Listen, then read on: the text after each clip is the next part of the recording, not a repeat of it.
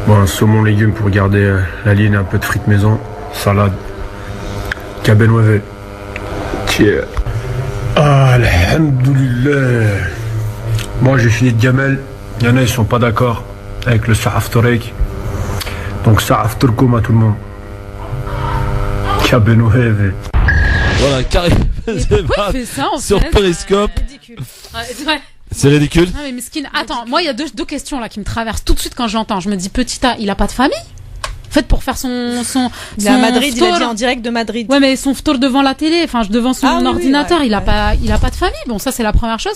Et deuxième, bon, il dit que les frites c'est diététique et le saumon, excuse-moi, non. Tu vois, les briques au saumon et les frites c'est pas Bien du tout gras. diététique. Attention à ce que tu dis parce que sinon l'autre il va te rappeler encore. Oh là là, j'ai peur. Ah ouais.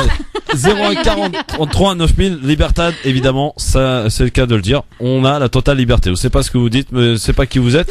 Vous pouvez même être menaçant. C'est dangereux, hein. Venir me voir ici, y a pas de problème. On peut donner l'adresse de la radio. De j'aime ou j'aime pas.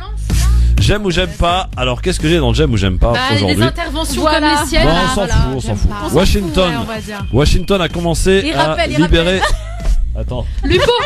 On rappelle le numéro, le Allô 01 40 33 90 Allô. 0. Bonjour. C'est Samir. Oui, salut Samir. Bon, ne quitte pas Samir, toi t'es beau gosse, tranquille. Ne quitte pas Samir. Alors qu'est-ce que j'ai dans le j'aime ou j'aime pas? Washington a commencé à livrer des armes aux combattants kurdes en Syrie. Ah, j'aime pas. J'aime pas non plus, bien sûr. Bouchra. Dès qu'il y a de la guerre, il y a des armes, il y en a forcément. marre. C'est quand qu'ils arrêtent, Comment on peut aimer Ouais. 3 universités marocaines classées parmi les meilleures du monde arabe. Bah, c'est bien, on est content. Ouais. Bouchra. Une très bonne chose. Ouais, absolument. Bravo. Bravo nos voisins. Bravo. La Rouba l'Algérie. Inch'Allah. Libye, libération de Saïf al-Islam. On l'a appris, ça y est, il a été libéré. Saïf al-Islam. Shkoun. Tu vois pas qui Saïf al-Islam. C'est le fils de Mohamed Kadhafi. Ouais. Ah oui. Ouais. Ouais. 4 Ouais, sans avis là. Ouais, Franchement, moi aussi. Le HCR appelle le Maroc et l'Algérie à régler au plus vite le problème des Syriens bloqués à la frontière franco-marocaine, franco-algérienne, pardon, algéro-marocaine, pardon. Algéro-marocaine, effectivement, les Syriens qui sont bloqués et chacun se rejette la responsabilité, l'Algérie et le Maroc. Oui, bon, on aime bien parce que ça rappelle à de l'humanité, mais ça serait bien d'appeler les responsabilités de tout le monde. Enfin, je veux dire, s'ils se retrouvent à des frontières bloquées, à se jeter la balle, c'est ça qui est gênant. C'est n'importe quoi. Le président du Parlement iranien a qualifié Israël comme étant un État agressif et raciste. Bah, c'est vrai. Donc oui, on aime que la vérité soit dite. Donc rien de nouveau au soleil. C'est ça. Et puis enfin, le ministère de l'Intérieur tunisien a annoncé dans un communiqué que en une semaine, ils ont arrêté 21 personnes appartenance ou étant en tout cas accusées d'être en appartenance avec une entreprise terroriste. 21 personnes en une semaine en Tunisie. Ah ouais, quand même. Voilà. C'est beaucoup, hein. Ministère de l'Intérieur tunisien. Ouais, je sais pas quoi penser. Ouais. Bon, très bien. On n'a pas de visibilité là-dessus, donc on n'a pas de tous les éléments, donc juste savoir qu'ils ont interpellé des personnes. Enfin, ici aussi on interpelle des personnes. Et puis l'extrême droite israélienne est sur le starting block puisque c'est aujourd'hui que Donald Trump devrait annoncer sa décision de transférer ou non l'ambassade américaine de Tel Aviv à Jérusalem, puisque vous le savez, pour les ultra-orthodoxes, pour l'extrême droite israélienne, ils veulent faire donc de Jérusalem qu'ils proclament comme étant l'État inconditionnel de l'État d'Israël. La capitale de l'État d'Israël, voilà, Jérusalem. J'aime pas. On attend en tout cas cette décision, mais visiblement Trump devrait reculer. Ça se fait que c'est lui qui va décider de ça. Bah, c'est un peu lui qui décide où va s'installer l'ambassade américaine, je sais pas. Oui, c'est vrai. Alors s'il décide de transférer à Jérusalem, ça quand même aura un impact. Bien sûr. Oui, parce qu'ils vont bien participera au fait effectivement de la reconnaissance de la capitale éternelle d'Israël, comme ils le disent. Samir, bonsoir. Oui, bonsoir. Bonsoir. Bon, ça va. Tu veux pas m'allumer, toi, tout va bien? Ouais. Non, mais en dehors de la question d'allumer ou non, voilà, je veux dire, je suis assez d'accord avec. C'est pas que je suis assez d'accord, mais je suis pour que l'émission, en fait, elle offre plusieurs points de vue. Et l'auditeur juste avant que je connais pas, que j'ai écouté d'ailleurs, je connais pas et je salue tes chroniqueuses. Voilà, la question elle est légitime quelque part. Moi je vois pas les choses de cette manière. C'est-à-dire lui est intervenu pour dire que sur l'Afrique, que peut-être les filles orientales ou en tout cas je veux dire de type maghrébin tout ça était aussi à inclure dans cette lutte, ce qui peut aussi être légitime. Et voilà. Et on peut se poser la question, qu'est-ce qu'une femme africaine? Est-ce que c'est une femme uniquement de type subsaharienne? Est-ce que voilà, historiquement, tout ça, je veux dire, l'Afrique, c'est de la diversité aussi. Moi, je crois qu'en dehors de ça aussi, c'est des questions qui apportent quelque chose ou un sens réellement au combat sur le fond, en fait. Je pense que ça, c'est vraiment, enfin voilà, c'est vraiment l'arbre qui cache la forêt. Que l'afro-féminisme commence du sud de l'Algérie ou qu'il commence du Mali ou du Sénégal, je vois pas le rapport. Là, on est sur vraiment le féminisme. Après, là, il est en plus il est exclusif, enfin par rapport à cette association là, parce qu'ils défendent les afros, enfin c'est une association pour les afroféministes. Mais après voilà, est-ce qu'on doit s'arrêter sur limite la sémantique du pourquoi est-ce que cette association est afroféministe et à quel moment on peut dire que c'est une association afroféministe? Je comprends pas en fait.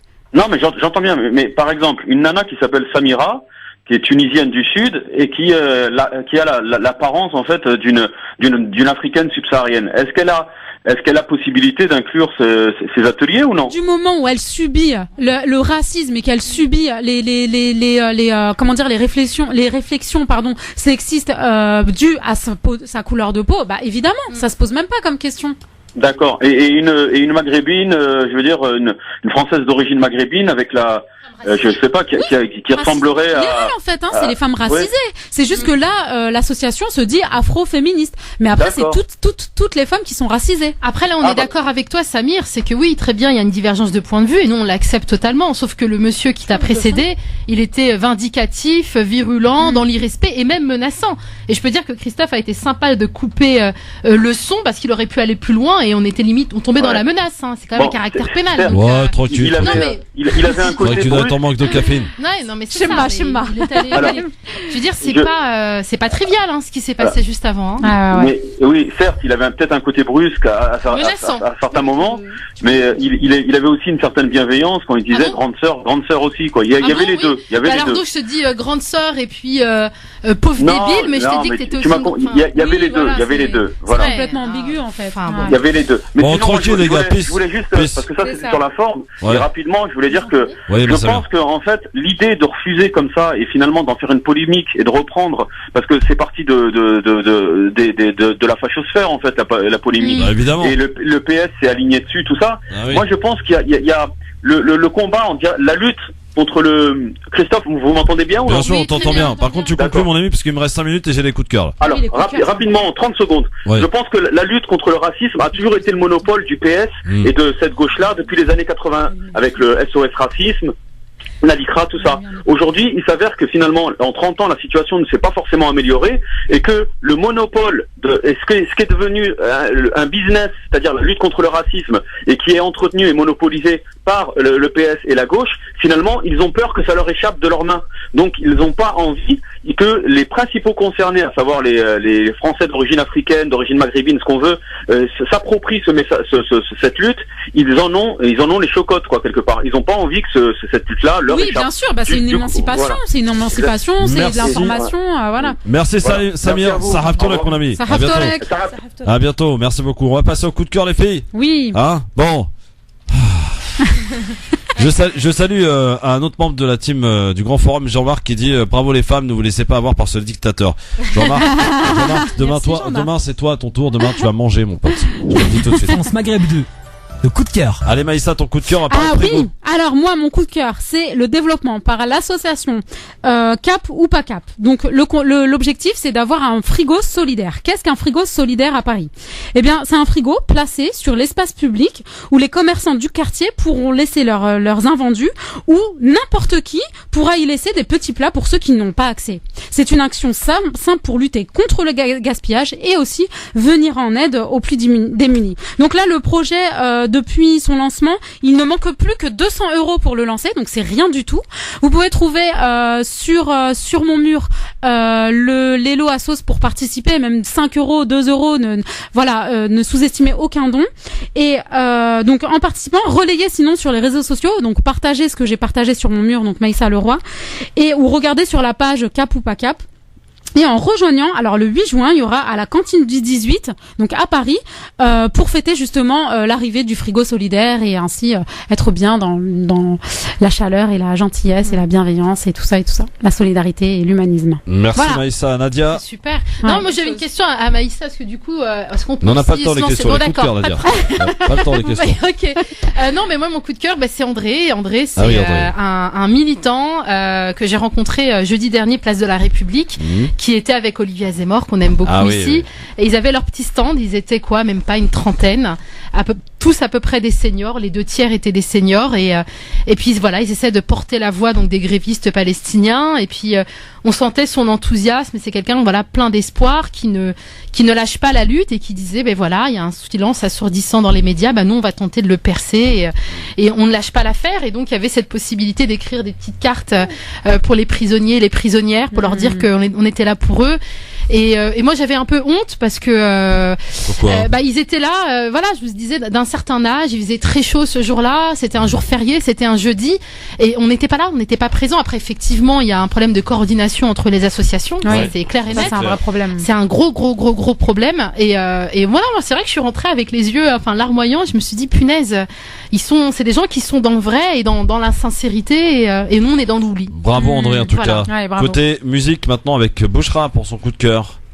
Oui, alors moi je vais vous parler d'un artiste qui fait parler de lui en ce moment, et que je pense que vous allez le voir prochainement en télé, et vous allez l'entendre en radio, donc c'est une exclusivité, donc c'est l'artiste Fabio, et donc qui est du 95.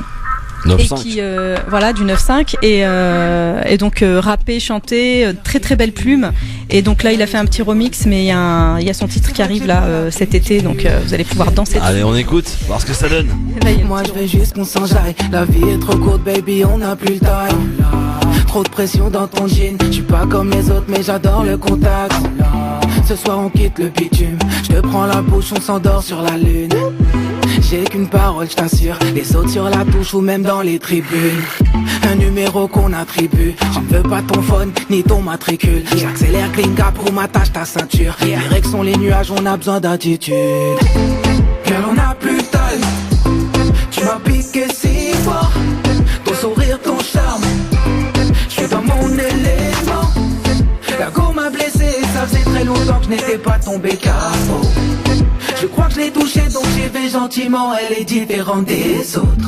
Que du love, intelligente et physique. Toutes ces formes c'est énorme, notre histoire j'en ferai une musique. On va faire un tour vite monte, l'amour c'est du temps, regarde sur ta montre. L'argent c'est de la chance, prends ton cœur je le fais fondre. N'aie pas peur de l'homme, oublie ton ex, t'en fais honte.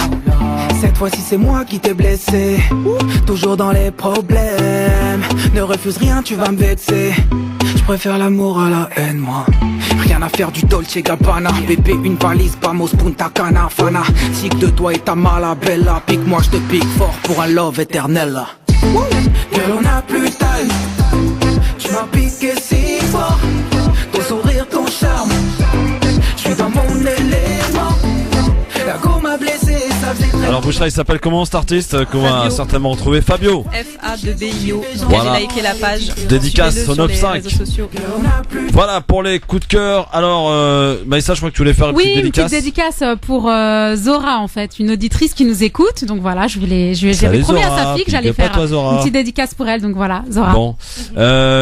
Speak Up Channel toujours. Toujours Speak Up Channel sur Facebook, YouTube, et vous trouverez donc les émissions donc sur l'empowerment avec Yasser Louati, l'hypersexualisation avec Nadia Henni-Moulay, le célibat avec la psychologue clinicienne Madame Selmi, et sur l'art oratoire au service de la banlieue avec Kerry James. Donc c'est le Nadia Lazouni Show diffusé sur Speak Up Channel, Facebook, YouTube. Très bien. Super. Alors, on mange quoi chez vous ce soir, les filles? Pour voir Chorba brique.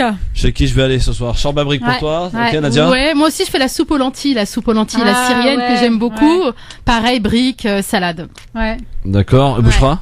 Ben moi c'est de la héra. Ah bah tiens, moi je vais aller chez Bouchra, on va aller manger marocain ce soir. La halila, c'est bon, c'est consistant la halila en fait. C'est vrai que c'est bon. Bon, bah moi aussi ce sera chorba brique ce soir. Ah. Chorba brique à l'algérienne. Ah ouais, hein? Ah bah attends. Ah ouais, hein? Ah blégère. Merci à vous toutes, les filles. Merci à vous Merci trois. Christophe. Sahaf Tolkoum. Sahaf Tolkoum. À très vite. En tout À cas, vous avez la bientôt. pêche, hein, c'est bien. Ah bah oui, hein, il C'est faut. bien. Hashtag le ramadan n'est pas un handicap. Ça, je kiffe. Alors là, vraiment, bravo. J'aurais dû l'enregistrer pour en faire un jingle. Bah oui. C'est hashtag le ramadan n'est pas un handicap. LOL. Dans un instant, Hassan Lawari, pour parler islam sur France Maghreb 2. Bonne soirée à tous. Bonne Bienvenue. soirée. C'est que le 5e jour. Imaginez-vous dans quel état elles seront le 28e Ça va jour. être pire, mais on va plus parler là. Salut Bouchra, à bientôt. Salut, Ciao, ciao. ciao.